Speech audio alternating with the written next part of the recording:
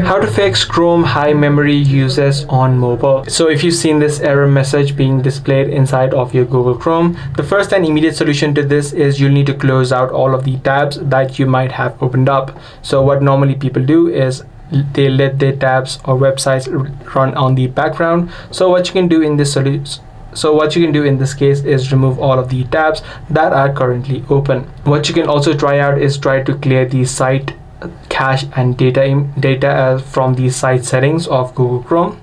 You can do that by heading over to the three-dotted line, and from there head over to settings.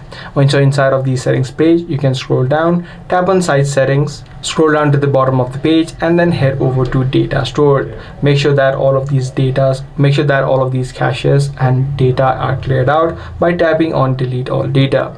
Once you complete this step, what you can also try out is try to restart the application. So just close the app of Google Chrome from the recent app list and also look for new updates available.